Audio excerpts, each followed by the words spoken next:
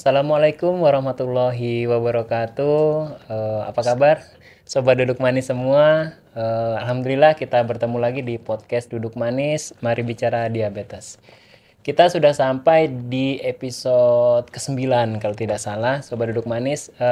Kita kemarin sudah membahas tentang sejarah, bagaimana membangun sebuah tim. Nah, saat ini kita akan ngobrol langsung bersama Pak Dadang bagaimana Rumat itu membangun kepercayaan terhadap pelanggan. Karena semakin kesini customer atau pelanggan itu sudah banyak sekali, Bang, dari pasien itu sendiri, kemudian dari pihak ketiga. Bagaimana Rumat kiat-kiatnya dalam menjaga atau membangun kepercayaan tersebut. Telah hadir bersama saya seperti biasa dalam kondisi yang alhamdulillah sehat walafiat ya Pak ya. Amin. Assalamualaikum Pak Dadang. Waalaikumsalam warahmatullahi Warahmatullahi wabarakatuh. wabarakatuh. Terima kasih Pak Dadang atas kehadirannya pada podcast kali ini. Kembali di sela-sela kesibukan beliau, beliau menyempatkan untuk sharing bersama kita semua di podcast Duduk Manis. Pak, langsung saja Pak. Saat ini kan Rumat sudah alhamdulillah sebesar ini ya Pak. Banyak sekali customer. Kalau customer itu di Rumat itu otomatis kita akan fokus kita kepada pasien Pak. Pasien. Nah, ada kira-kira yang bisa di-sharingkan Pak dulu waktu Rumat belum sebesar ini dengan saat ini, apakah ada sesuatu yang berbeda dalam membangun atau menumbuhkan kepercayaan itu? Gitu Pak. Gitu ya. Oke, bismillahirrahmanirrahim. Assalamualaikum warahmatullahi wabarakatuh. Waalaikumsalam warahmatullahi wabarakatuh. Jumpa lagi sahabat duduk manis. Ya. Kita bicara tentang dinamika lah ya. Betul. Di rumah itu seperti apa. Nah, pertanyaan Pak Ade memang menjadi, menurut saya ya, menjadi hal-hal penting yang perlu harus kita bahas. Karena memang kita tahu bahwa pelayanan di rumah ini kan pelayanan keperawatan. Betul. Ya, pelayanan keperawatan artinya kita memodel bentuk layanan yang memang agak berbeda dengan pelayanan-pelayanan kesehatan pada umumnya. Gitu ya. Dimana kalau kita lihat, kalau di pelayanan yang sudah biasa kita lihat seperti rumah sakit, biasanya kan perawat di situ berada sebagai bagian dari tim besar. Betul. Ya, bukan orang sentral yang akan dilihat oleh pasien. Betul. Nah, seperti pertanyaan tadi, akhirnya menjadi penting memahamkan ini pada tim yang ada. Atau kalau kita sebelum bicara ke sana, kita tahu perusahaan-perusahaan besar itu, ya, atau rumah sakit lah ya, rumah sakit besar, atau perusahaan-perusahaan besar itu biasanya mereka bisa besar dan memiliki customer itu biasanya berangkat dari kepercayaan yang dibangun. Betul. Gitu, Pak, ya. Kepercayaan itu kan bukan suatu yang tiba-tiba diperoleh. Ya enggak ya. Harus ada proses di mana kebutuhan-kebutuhan pasien atau kebutuhan-kebutuhan customer pada bidang layanan apapun itu menjawab terhadap apa yang menjadi problem di customer. Tuh. Nah, apalagi kalau kita bicara spesifik tentang orang sakit. Betul. Ya kan ya. Lebih enak sebenarnya kalau customer kita tuh orang sehat gitu ya. Orang sehat itu biasanya lebih mudah untuk kita penuhi hak-hak kebutuhannya. Karena mereka tidak punya hal yang bisa mudah memancing emosi. Gitu ya. Nah, oleh karena itu pertanyaan Pak Ade tadi sangat, seperti saya bilang di awal, sangat mendasar karena memang membangun kepercayaan terhadap pasien itu merupakan proses panjang yang mungkin sekarang kalau dilihat Rumat sudah hampir masuk ke tahun ke-15, itu bagian dari investasi yang kita lakukan. Nah, tadi Pak Ade sempat menghubungkan dengan awal pertama kali mungkin sebelum Rumat itu besar gitu ya, dengan kondisi sekarang apa sih yang membedakan? Nah, memang walaupun dari awal kita sadar betul bahwa komunikasi, ya, informasi ke pasien itu menjadi salah satu poin penting. Tapi karena waktu itu jumlah kita belum banyak, sehingga tingkat kebutuhan terhadap bagaimana mengevaluasi keluhan pasien setelah pasca perawatan itu belum begitu terasa mendesak untuk kita buat, gitu Pak. Oleh karena itu mungkin bentuk layanan kita itu untuk membangun kepercayaan itu berangkat dari perawat yang memberikan pelayanan langsung kepada pasien, gitu ya. Nanti biasanya kita respon lagi pada waktu dia kontrol. Betul.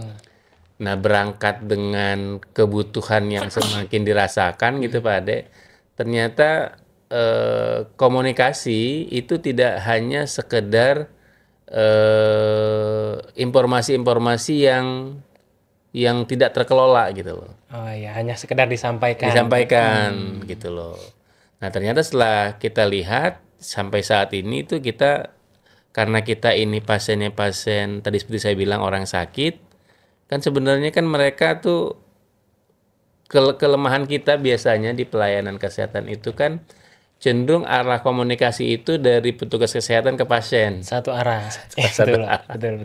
Jadi pasien itu merasa jadikan objek, Ya. ya bukan orang yang dilibatkan dalam pelayanan. Nah, kita melihat betul bahwa kita harus mulai merubah bahwa sebenarnya mereka kan ingin bercerita ya. Betul, ingin didengar. Ingin dengar gitu loh. Kadang-kadang berangkat ingin didengar itu orang bisa merasa ini beda banget dengan pelayanan kesehatan yang lain. Iya, sepakat. Gitu ya. Karena memang mungkin gitu ya, kebanyakan bisnis-bisnis pelayanan kesehatan mungkin orientasinya masih merasa bahwa pasien yang membutuhkan mereka. Yes. Gitu loh. Padahal dengan kompetisi yang sekarang yang ada, pasien tuh bisa memilih kan. Betul. Kira-kira ke pelayanan kesehatan mana sih yang merasa mereka lebih bisa dimanusiakan, gitu loh. Betul. Nah, pasien-pasien ini kan datang dengan keluhan-keluhan sakit, kemudian mungkin di rumah itu tidak ada yang merawat, ingin bercerita nggak ada yang mendengar, gitu Pak Ade ya. Nah, oleh karena itu kita paham betul bahwa membangun kepercayaan dengan mendengar dan berkomunikasi itu menjadi poin yang penting. Ya, sedikit mungkin saya bisa kasih informasi bahwa salah satu hal yang bisa kita ambil indikator bahwa pasien itu puas adalah pasien itu kembali kan sebenarnya. Betul. Atau kalau dia nggak kembali, dia mereferensi orang lain. Iya. Gitu Pak Ade. Nah, mungkin sebagai data saja, pasien referral kita itu ya di atas 40%. Jadi pasien-pasien yang datang ke kita, pada waktu kita tanya mereka dapat dari mana pelayanan kita, mereka tahu dari orang yang pernah berobat ke kita. Berobat ke rumah. Gitu, Oke. Baik Pak. Nah, kalau begitu poin komunikasi itu menjadi benar-benar sangat penting ya Pak. Saya sepakat dengan yang Bapak sampaikan tadi bahwasanya terkadang ya saya juga kan manusia biasa ya Pak, sakit gitu ya, ketika saya berobat misalnya, mohon maaf mungkin ke salah satu fasilitas kesehatan, ketika saya datang cek tensi segala macam, saya duduk, keluhannya apa, udah seperti itu aja gitu kan. Saya merasa tuh saya tuh sebenarnya sih udah agak enakan hari ini, sebenarnya saya cuma butuh seperti ini gitu kan. Hal-hal seperti itu emang bisa sangat berasa sekali di customer kita, khususnya dengan luka-luka kronis ya Pak ya. Dia sudah hafal betul kondisinya, dia sudah banyak referensinya. Nah, dari segi komunikasi tadi Pak, berarti kan ada upaya dari Rumat ini untuk menyeragamkan Pak. Menyeragamkan dalam artian kan kita banyak banget nih, kalau nggak seragam, loh kok saya ke Rumat Probolinggo sama ke Rumat Semarang misalnya kan kok berbeda gitu. Itu upayanya seperti apa Pak yang kita tempuh Pak? Kan kalau tadi sudah sampai kepada bahwa komunikasi itu penting, dan sekarang itu kita sudah dengan jumlah unit yang tersebar dan banyak, akhirnya kita harus mendesain bentuk komunikasi kan Pak Ade. Betul. Ya. Jadi kita tuh punya standar komunikasi ya, ada komunikasi bagaimana kita menerima pasien baru, kemudian bagaimana kita menerima pasien yang sudah berkunjung satu kali atau dua kali, bagaimana kita selama proses perawatan itu hal-hal penting apa saja yang harus kita sampaikan gitu ya.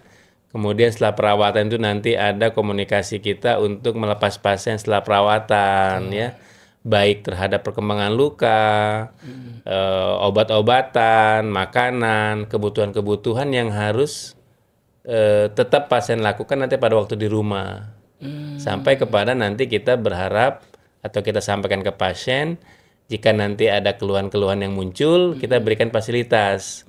Nah, salah satunya bentuk komunikasi kita yang kita lakukan itu yang dulu sudah sempat kita sebutkan tentang rumah kita. Betul, aplikasi Di rumah kita itu ada edukasi-edukasi yang kita pilih untuk menjawab kebutuhan pasien terkait dengan kemungkinan-kemungkinan yang muncul. Kalau kemungkinan-kemungkinan muncul itu artinya kalau habis dirawat nanti mungkin ada potensi dia nyeri. Kenapa nyeri itu? Atau kemudian setelah tindakan nekrotomi mungkin nanti ada perdarahan yang minor. Seperti apa pasien harus merespon dari yang ada. Kemudian cairan yang keluar gitu Pak Ade ya.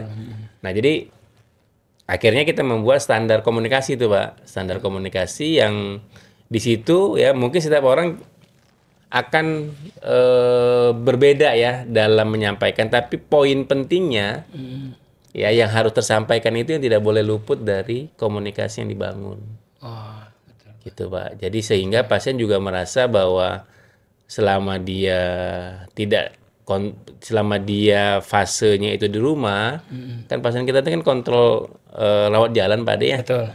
Yang dia perlu memastikan bahwa selama di rumah itu mereka tetap dalam pantauan kita terkait dengan luka yang sedang dirawat gitu. Nah kalau penyeragaman tadi Pak setelah dikonsep kemudian semua insan atau perawat dari rumah sendiri itu tahu dan terpapar konsep itu. Nah ketika dalam pelaksanaannya Pak apakah ada semacam metode evaluasinya atau seperti apa Pak? Iya betul. Nah kita sebenarnya bisa lihat, jadi kita itu kita punya pencatatan secara teknologi gitu Pak De ya. Walaupun nanti saya kaitkan dengan tahapan-tahapannya. Kecenderungan pasien-pasien yang, kan pasien ini ada pasien baru, ada pasien berulang. Biasanya kalau komunikasinya bisa dibangun di awal itu dengan cukup clear oleh perawat, itu biasanya pasien itu akan berkunjung dari pertemuan pertama, kedua, ketiga, gitu sampai kemudian masuk fase kesembuhan. Nah, biasanya kita lihat data-data kalau pasien-pasien pada unit tertentu cenderung tidak balik di pertemuan kedua atau ketiga, itu biasanya kendala utama yang menjadi problem itu bukan skill perawatnya, tapi komunikasi perawat. Gitu ya. Ada ketidakjelasan yang disampaikan oleh perawat terkait dengan kondisi luka yang ada. Gitu loh. Karena ternyata poin itu menjadi sangat penting di saat-saat kritis di pertemuan kedua dan ketiga itu untuk bisa pasien dijelaskan dengan sejelas-jelasnya tahapan-tahapan yang harus dilalui oleh pasien, termasuk kondisi luka saat ini seperti apa. Nah, kemampuan berkomunikasi itu jadi penting. Nah, ada beberapa tahapan sih sebenarnya yang kita lakukan, ya. Tadi seperti pertanyaan Pak Ade itu, ya nanti ada yang namanya kita mesti mendengar dulu, ya. Jadi dengerin dulu sih apa sih sebenarnya pasien itu kan pengen tadi seperti di awal tadi. Sebenarnya pasien itu ingin menceritakan keluhan dia, gitu loh. Walaupun kita secara objektif bisa mengkaji lukanya, tapi kan ada dampak-dampak subjektif yang kita tidak bisa rasakan gitu loh. Ya, nah kedua biasanya nanti ada komunikasi follow up setelah dia pulang ke rumah. Nah kita kan punya customer service tuh Pak Ade. Nah, customer service itu bagian dari menjaga komunikasi ke pasien terkait pasca perawatan, gitu Pak Ade. Nah, kemudian setelah itu biasanya nanti ada komunikasi yang sifatnya rutin yang dilakukan oleh perawat, gitu ya, baik offline maupun online. Nah, komunikasi itu ternyata sangat efektif untuk menjadikan hubungan antara pasien dengan perawat itu menjadi cukup dekat, gitu Pak Ade. Sehingga nanti pasien, makanya referral kenapa tinggi, itu berangkat dari membangun hubungan yang saling percaya tadi. Betul. Gitu Pak Ade. Angkanya 40% ya Pak? 40%. Sangat tinggi ya Iya. untuk referral itu sendiri. Nah, sempat juga saya pernah baca bahwa 10 orang yang datang ke kita yang dia tidak puas, itu 8 orang itu akan menceritakan ke orang lain, Iya, yang 2 orang betul. cenderung diam. Nah, dari 10 orang yang datang ke kita ketika dia puas, itu Iya. hanya 2 sampai 3 Iya, orang yang akan betul. membicarakan Iya. kepada orang lain, dan itu sangat menurut saya sangat make sense gitu, masuk Iya. akal gitu. Nah, dari 2 dan 3 ini atau dari 40% itu yang harus benar-benar kita jaga, bahkan kalau perlu kita tingkatkan. Salah satunya tadi ya dengan poin-poin tadi ya Pak ya, dengan menseragamkan komunikasi, kemudian follow up dan memastikan emang itu berjalan di lapangan sesuai harapan kita. Nah, kalau dari Pak Dadang sendiri Pak, untuk saat ini dengan kondisi Rumat saat ini, kepercayaan terhadap Rumat itu yang Bapak rasakan seperti apa Pak? Iya. Nah, memang ini relevan sekali dengan apakah pelayanan kita ini memberikan jawaban terhadap kebutuhan. Iya. Ya enggak ya? Karena kalau tidak, pasti kita tidak akan melihat dampaknya. Nah, kalau Pak Ade tanyakan seperti itu ya, memang dari sisi customer gitu ya, kita itu berupaya untuk membuat pasien itu menjadi terlayani secara personal gitu loh. Oh, iya. Gitu iya, ya. iya. Biasanya gini loh, kalau kita lihat itu, saya melihat kondisi secara umum, biasanya pasien itu kalau sudah dirawat 2 atau 3 kali, kemudian terbangun rasa percaya dengan perawatnya, itu akan menceritakan keluhan-keluhan gitu Pak Ade. Baik keluhan keluhan luka bukan hanya keluhan luka, tapi keluhan batin. Iya gitu. Oh iya. Nah, ikatan emosi itu kan yang terbangun gitu loh. Ya, sehingga memang ada beberapa fenomena, kan perawat kita itu kan memang ada rotasi ya. Betul. Pak Ade, dari satu titik, dari unit A ke unit B gitu ya. Nah, menandakan bahwa pasien itu sangat trust dengan kondisi yang terjadi dengan perawatnya, itu banyak fenomena pada waktu pasien itu ada kondisi mungkin dia datang segala macam, itu biasanya dia ingin dilayani oleh Perawat A tadi. Walaupun selalu kita bilang ke pasien itu bahwa perawat kita itu punya standarisasi baik komunikasi maupun keterampilan. Nah, sekarang tuh beberapa kali kejadian gitu Pak Ade, karena nama Rumat itu seperti nama generik. Oh, gitu loh. Iya. Jadi orang menganggap yang namanya perawatan luka itu ya Rumat. Padahal bukan. Padahal Rumat itu kan nama brand. Iya, betul. Malah pernah ada beberapa kejadian di beberapa daerah itu, orang membuat layanan luka itu namanya Rumat. Iya. Atau pasiennya menceritakan sebenarnya dia belum pernah dirawat di Rumat karena dia pernah ke perawatan luka. Dia bilang saya udah pernah ke Rumat A. Padahal kita belum ada di situ. Oh iya. Gitu. Sama dengan kalau kita ceritakan, kalau kita beli pasta gigi kan kita menyebutkan merek itu gitu kan Pak ya. Atau air minum gitu. Air minum atau sabun pencuci baju gitu kan ya. Betul. Gitu loh. Jadi sudah melekat. Ya artinya seperti pertanyaan Pak Ade tadi, tinggal memang bagaimana kita Rumat sebagai entitas pelayanan yang kita sedang kelola itu tetap menjaga kualitas layanan gitu Pak Ade. Sehingga tadi seperti di awal saya sampaikan, ya bisnis itu sebenarnya kan kepercayaan, gitu betul. ya. Sehingga kita tidak sekedar memberikan memecahkan masalah kepada kebutuhan fisiknya tentang lukanya, tapi mereka merasa terlayani sebagai manusia yang punya perasaan, ya, kemudian keluhannya didengar, gitu ya. Kemudian yang tidak kalah pentingnya ya tentunya karena core bisnis kita itu luka, ya lukanya sembuh gitu loh. Iya, betul Pak. Setuju, Gitu Pak. Pak Ade. Nah, yang jadi menarik Pak ketika customer dalam ini kita masih membicarakan tentang pasien, itu sudah trust.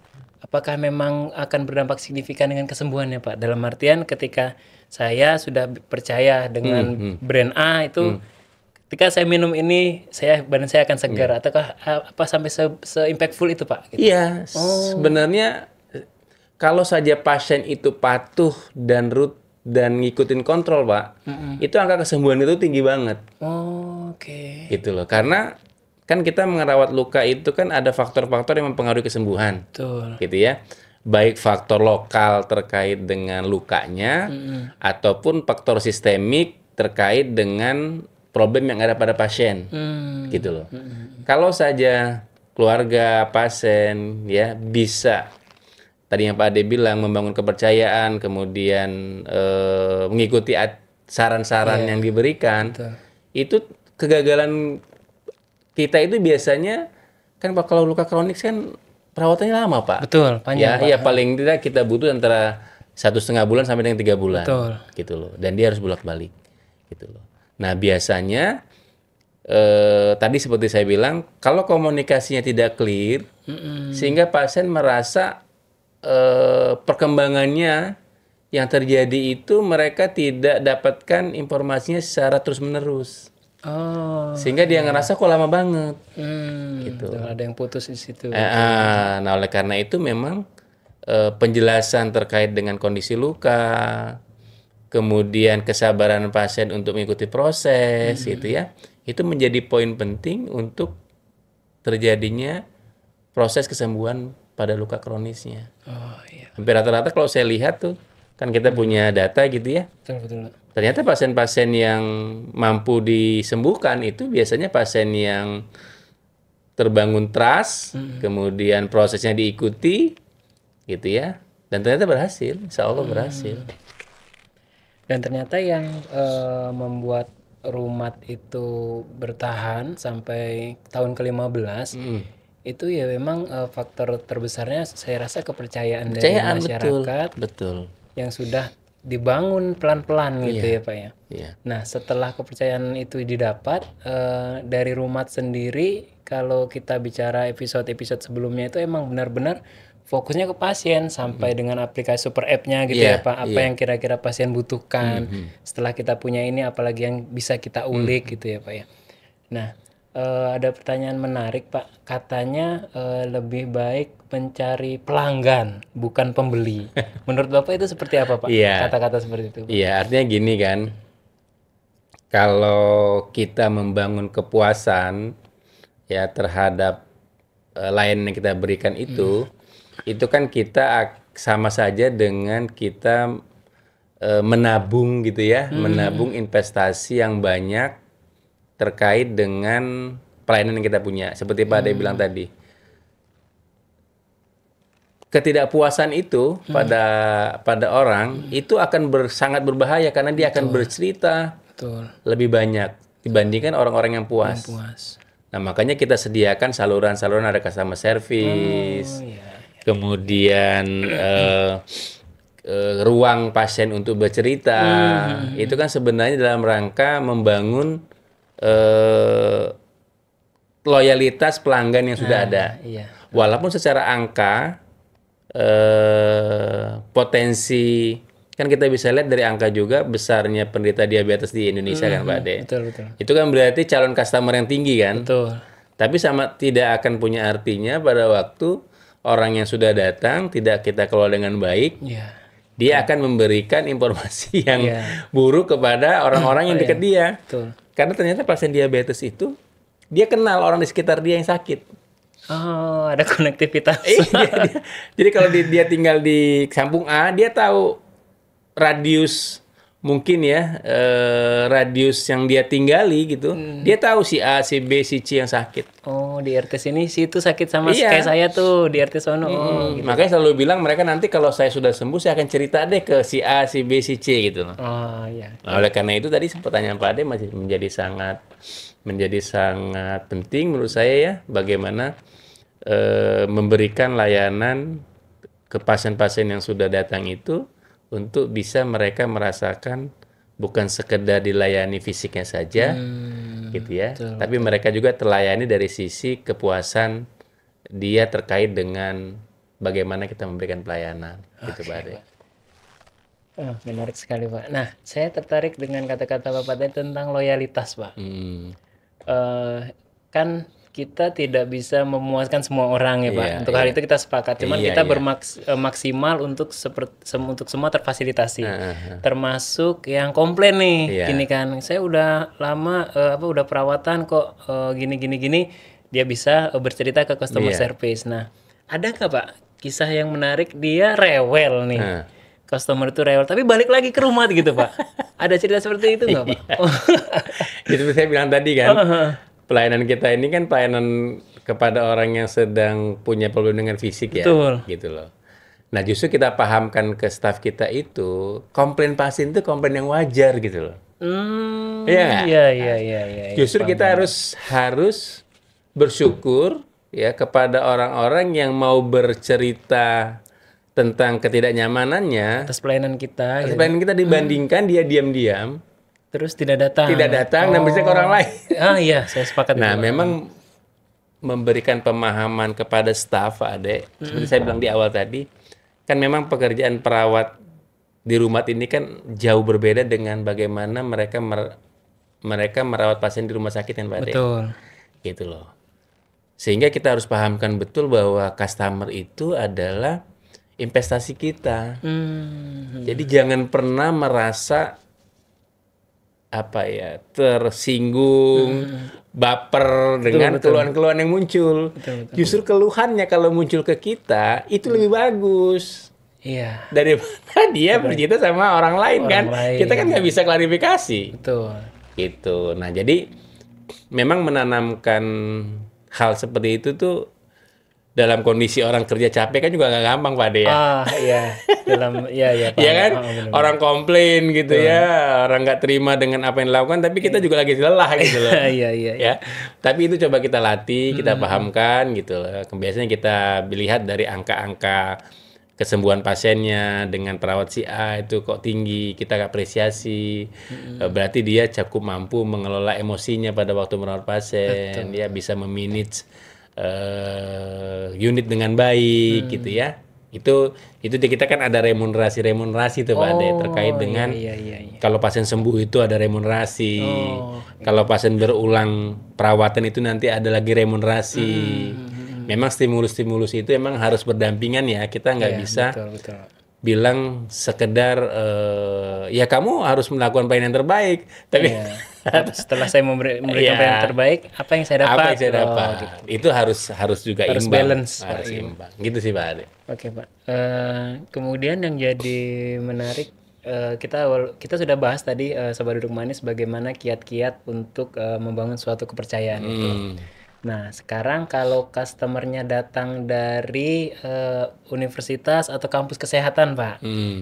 Dulu awal-awal Rumat berdiri itu mungkin belum dilirik. Iya betul. Siapa sih Rumat segala macam. Nah, semakin ke sini, Rumat semakin besar, Rumat bisa menunjukkan eksistensinya di Indonesia khususnya Sobat Duduk Manis dalam masalah menangani luka-luka kronis. Nah, dari sisi customer sebagai dari dunia pendidikan, Pak, ada yang bisa di-sharingkan nggak, Pak? Iya. Jadi memang Bagaimana kepercayaan itu tumbuh gitu. iya dari awal-awalnya seperti Pak Ade bilang tadi kan saya sih berpikir bahwa pelayanan kita itu customer kita hanya pasien. Iya, betul. Ternyata enggak ya.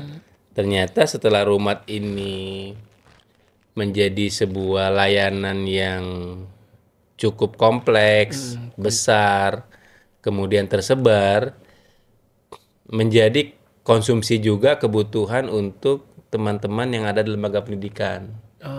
Baik malah yang datang ke rumah itu mahasiswa-mahasiswa bukan hanya dari mahasiswa keperawatan tuh Pak Ade.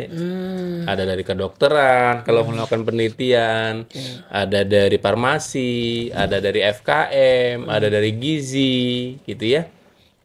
Ada dari kampus-kampus pertanian gitu Pak. Nah, sehingga dengan adanya pelayanan yang ada di rumah itu bisa menjadi media mereka buat belajar. Nah, kita kan ada kampus-kampus yang melakukan praktek magang, ya.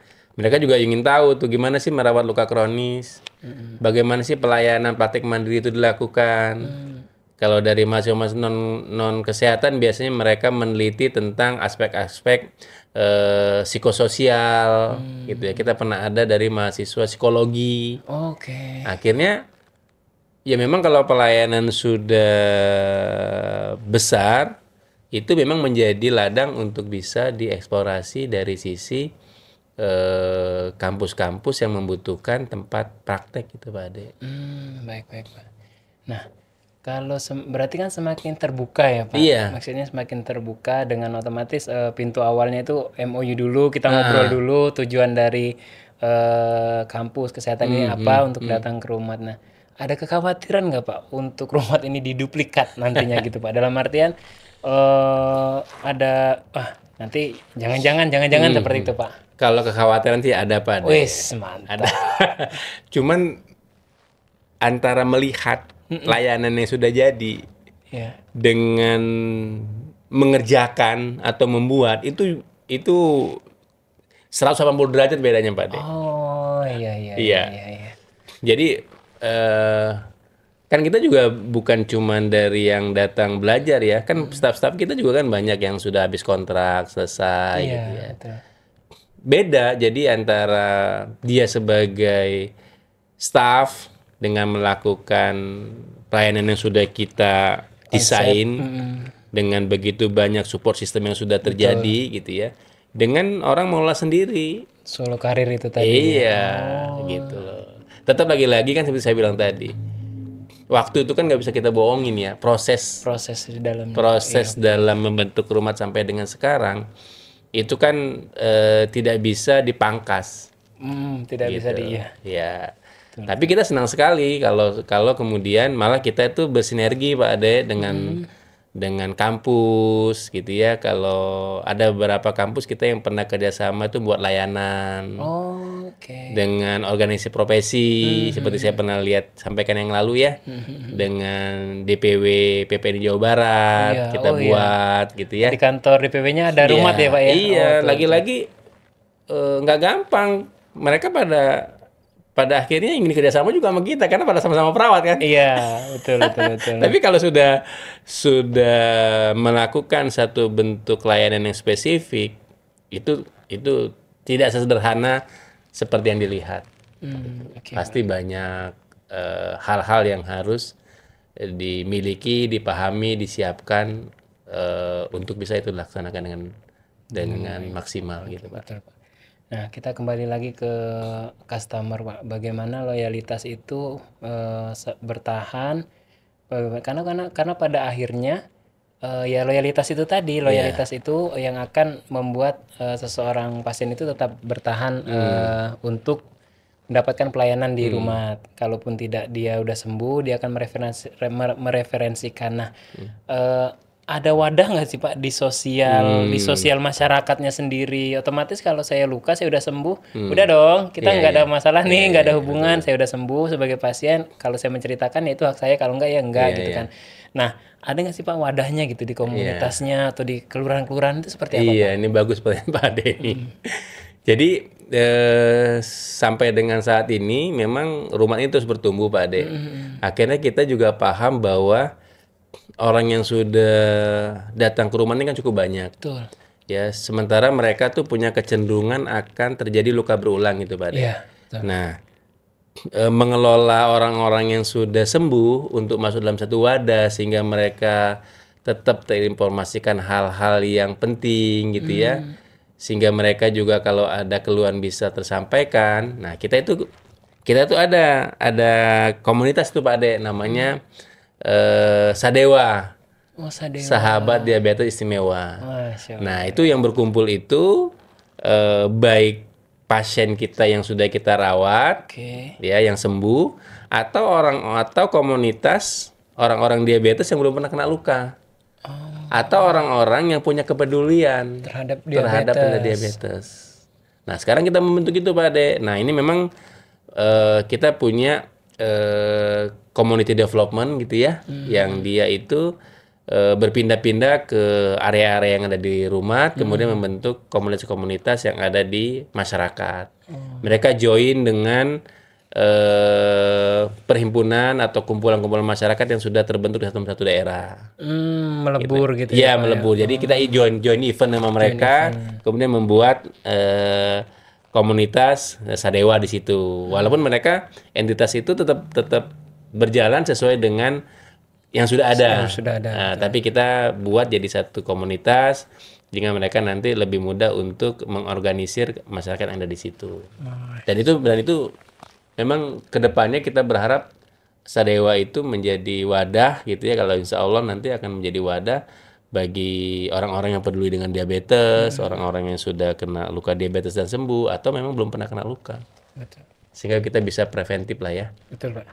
Nah, saya sepakat sih kalau sudah sekompleks itu, sekomprehensif itu layanan yang diberikan Rumat, untuk alasan pasien yang sudah sembuh di Rumat untuk loyal itu emang sudah benar-benar nggak ada alasan untuk nggak loyal sih Pak, gitu kan. Dalam artian maintenance-nya itu udah seluar biasa itu, intra perawatan dalam artian dia datang, bagaimana dia dikontrol, kemudian bagaimana setelah pulang ke rumah, apa yang terjadi pada lukanya itu dia bisa searching di aplikasi Rumat kita, kemudian setelah dia selesai juga dia ada di dalam satu komunitas yang, dan saya rasa komunitas itu akan sangat luar biasa sekali Pak, karena basicnya itu sama-sama penderita gitu. Jadi ketika burung itu hinggap di dahan yang sama, dia akan rame gitu kan Pak, akan rame seperti itu. Nah, ada nggak sih Pak tagline atau hal satu atau dua kalimat yang bisa membangkitkan semangat perawat-perawat luka Rumat gitu Pak? Maksudnya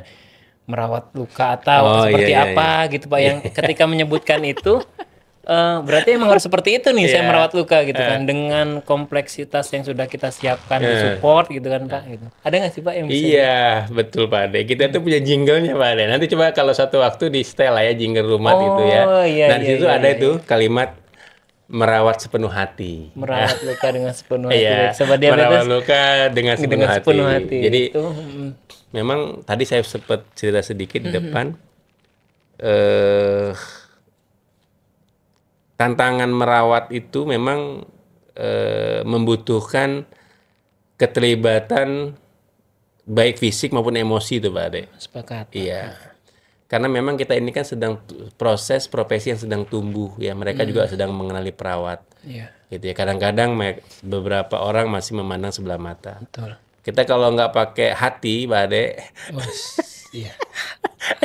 itu bisa setelah itu kita purik nggak merawat dia lagi gitu loh. Betul. Tapi karena kita pahamkan bahwa pasien itu adalah aset kita. Komplain itu bagian dari yang harus kita terima karena dia membayar. Betul. Ya harus komplain gitu loh, nggak apa-apa. Betul. Ya, saya bilang tadi ya, kalau daripada komplain sama orang lain, atau dia pindah ke yang tetangga sebelah kan, betul. Kita nggak udah susah ya. Iya betul Pak. Jadi itu yang kita sering ingatkan tentang bagaimana memahami customer sebagai sebuah tantangan gitu ya, yang harus dia hadapi, karena dengan begitulah kesembuhan luka itu bisa terjadi. Gitu. Baik teman-teman podcast Duduk Manis, jangan lupa untuk hashtag hari ini adalah merawat luka dengan sepenuh hati. Kita juga sudah punya jinglenya ya Pak, yang selalu kita putar, di mana di situ memang tergambar semua semangat Rumat dalam merawat luka-luka kronis. Yang belum tahu lagunya boleh mungkin cek di YouTube. Kalau belum ada nanti kita minta editor atau tim Digimar kita untuk memasukkan, dan silakan di-download. Pak, untuk customer yang lain seperti alat kesehatan, kemudian dressing atau kita sebutnya dressing atau kasa segala macam itu dulu kan Bapak beli sendiri, Bapak belanja. Nah setelah sebesar ini otomatis mereka pada berdatangan Pak. Bisa di-sharingkan nggak Pak? Bagaimana loyalitas dari sisi pihak ketiga ini kepada kita gitu dengan mereka sudah trust dengan usia kita yang sudah 15 tahun atau dengan pelayanan kita yang memang benar-benar layak untuk direferalkan gitu. Iya, betul, Pak. Jadi kita pastikan bahwa kebutuhan terkait dengan pelayanan itu tidak terganggu. Gitu loh. Artinya kalau ada kebutuhan-kebutuhan tadi yang Pak De bilang bahan habis pakai, dressing, itu selalu kita tanyakan ke pihak yang akan mensuplai itu, mereka bisa nggak jamin ketersediaan. Oh, betul. Gitu. Karena ada beberapa kali kejadian ternyata terkendala gitu. Mereka nggak bisa memenuhi kebutuhan yang kita minta. Dan itu sangat mengganggu operasional. Sangat mengganggu. Kan kita bentuknya tersentral tuh Pak Ade. Jadi logistik kita itu akan mengirim semua kebutuhan ke unit-unit yang tersebar. Ya, jadi mereka menunggu kan, mereka nggak bisa beli sendiri gitu. Betul. Itu juga yang kita buat supaya terstandar. Produk yang kita beli itu sudah bisa kita yakini bahwa itu memberikan efek sesuai yang kita mau gitu loh. Sehingga kita standar seperti itu. Nah itu luar biasa juga, itu besar itu. Iya betul Pak. Karena ketika mereka datang itu justru mereka itu bagian dari kita untuk melayani pasien ya Pak. Ketika supply itu mulai terhambat, barang kosong segala macam, otomatis di ujung hulunya, di ujung hilirnya pasti pelayanan akan terganggu. Kepercayaan menurun bisa saat itu loh. Betul. Yang datang ini kan direferalkan oleh yang sembuh. Ketika yang datangin loh kok bisa kosong ini balutannya segala macam seperti itu. Jadi ternyata lebih kompleks ketika kita berbicara tentang bagaimana membangun sebuah kepercayaan itu tadi ya Pak ya. Banyak sekali faktor-faktor pendukung yang kita harus selesai dulu dengan itu. Kepercayaan akan tumbuh, dari kepercayaan tadi loyalitas akan tumbuh gitu ya Pak. Baik, Sahabat Duduk Manis, tidak terasa sudah hampir 20-30 menit kita berbicara tentang bagaimana membangun kepercayaan yang nanti akan menjadi loyalitas. Jangan lupa untuk bikin status di sosial medianya, merawat luka dengan sepenuh hati. Untuk pertemuan kali ini mungkin kita cukupkan Pak. Kita akan bertemu lagi di podcast Duduk Manis selanjutnya dengan materi yang tentunya daging semua gitu ya. Yang layak banget untuk sobat Duduk Manis dengarkan dan ambil sebanyak-banyaknya ilmu yang bisa diambil dari Bapak Dadang.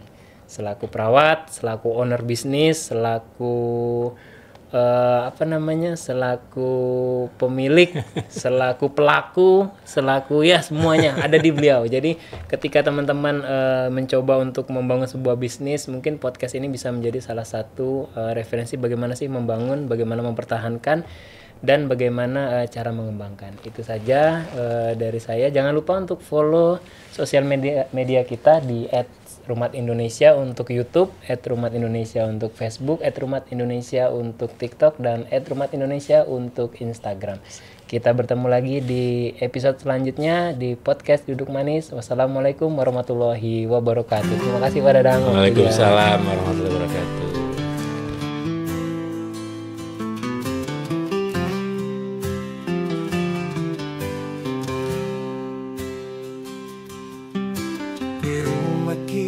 Tak peduli merawat luka sepenuh hati, dengan cinta dan keahlian sembuhkan luka tanpa henti. Percayakan pada kami dalam kasih yang abadi, Rumat setia menemani, hidup sehat jadi berarti. Rumat tempat merawat luka diabetes dengan cinta, dengan hati dan perhatian kita sembuhkan bersama. Rumat selalu ada untuk kesehatan yang utama. Merawat luka dengan sepenuh hati, hidup penuh bahagia.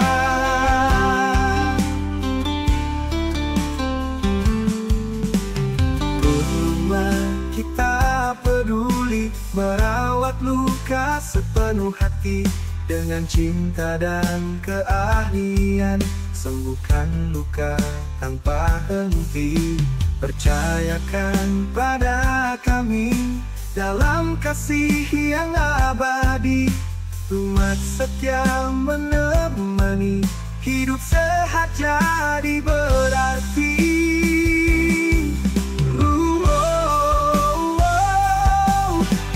Rumah tempat merawat luka diabetes dengan cinta, dengan hati dan perhatian kita sembuhkan bersama. Rumah selalu ada untuk kesehatan yang utama. Merawat luka dengan sepenuh hati, hidup penuh bahagia.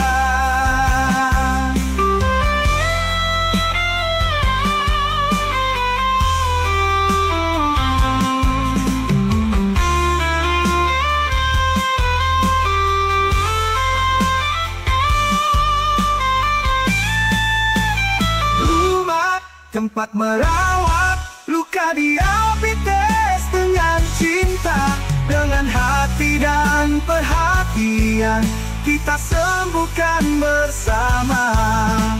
Rumah selalu ada untuk kesehatan yang utama. Merawat luka dengan sepenuh hati, hidup penuh bahagia. Rumah tempat merawat luka diabetes dengan cinta, dengan hati dan perhatian kita sembuhkan bersama. Rumah selalu ada untuk kesehatan yang utama. Merawat luka dengan sepenuh hati. Rumah kita peduli merawat luka sepenuh hati, dengan cinta dan keahlian sembuhkan luka tanpa henti.